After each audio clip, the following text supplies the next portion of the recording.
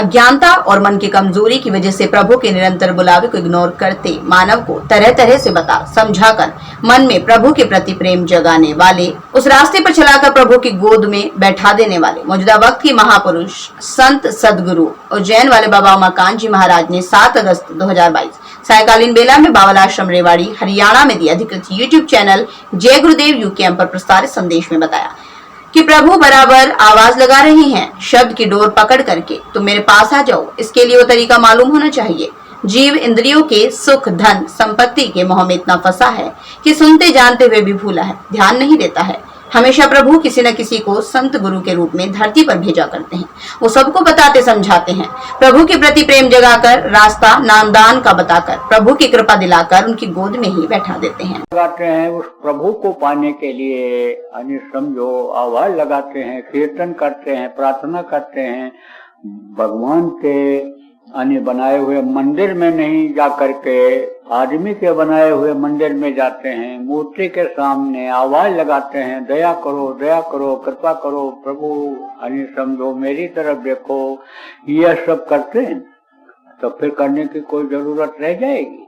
अरे फिर तो जब अंदर से आवाज लगाना मालूम हो जाएगा तब तो वो पुकार ही रहा है, आ जाओ, रास्ता दिखाई रहा है, ये रास्ता है, इस रास्ते से चले आओ। ये शब्द की डोर मैंने लटका दी है, शब्द की डोर को पकड़ करके तुम मेरे पास आ जाओ। तो फिर ये भटकाव रहेगा? कोई भटकाव नहीं रहेगा। संतों ने कैसे कैसे समझाया, कबीर साहब ने देखो किस तरह समझाया कि कंकर पत्थर जोड़कर मस्जिद लई बनाए और तापर मुल्ला बाग दे, क्या बहरा हुआ खुदा है? उन्होंने कहा कंकर पत्थर जोड़ करके खड़े हो करके और उस पर आवाज लगाते हो, आजान देते हो, खड़े हो करके उसको पुकारते हो, तो क्या वो बहरा है?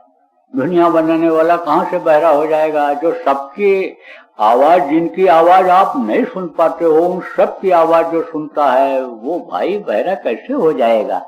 तो आप ये समझो कि बाग दे का मतलब क्या होता है? धुन शब्द जिसको कहते हैं उसको समझो कि बाग कहा उन्होंने, बाग ही कहते हैं उसको। समझो मुसलमान लोग की बाग दे रहा है, तो आप ये समझो कि वो तो खुद बाग दे रहा है।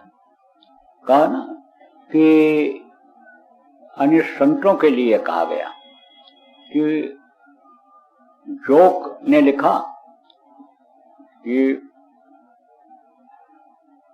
समझो कि वो आवाज लगा रहा है, इश्क का जोके नजारा मुफ्त में बदनाम है और हुस्न खुद बेताब है जलवा दिखाने के लिए। जब उससे प्रेम हो जाता है, किससे? प्रभु से, गुरु से। तो हुस्न का मतलब दो होता है। क्या होता है? सुंदरता होती है। एक तो बाहर की सुंदरता होती है और एक अंदर की सुंदरता होती है। तो अंदर में तो सुंदर वो है ही, उसके इतना सुंदर तो कोई है ही नहीं दुनिया संसार। उस प्रभु के सुंदरता के हिसाब से तो यहाँ कोई चीज है ही नहीं। लेकिन ये बाहर की भी सुंदरता होती है। तो हुस्न किसको कहते हैं? सुंदर चीज को, सुंदरता को। तो कहे कि हुस्न का जो, इश्क का जोके नजारा, अगर उस प्रभु से प्रेम हो गया तो जोक ने कहा कि फिर उसका नजारा देखने को मिलता है। जोक क्यों? क्योंकि वो बुलाता है, उसके पास जब पहुंच जाओ, हुस्न का जोके नजारा मुफ्त में बदनाम है और हुस्न खुद बेताब है जलवा दिखाने के लिए। वो तो वहां का जलवा दिखाने के लिए, कहाँ का? अपने देश का, अपने लोग का, वो खुद बेताब है।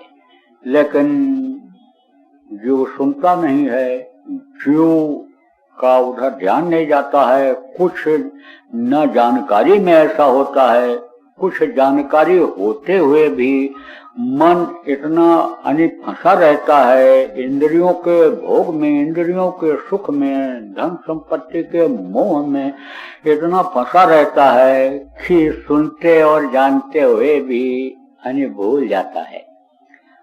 आप समझो कि जिसको अवॉइड कहते हो, वो कर देता है, समझो कि उसको तिरस्कृत कर देता है, उस पर ध्यान नहीं देता है।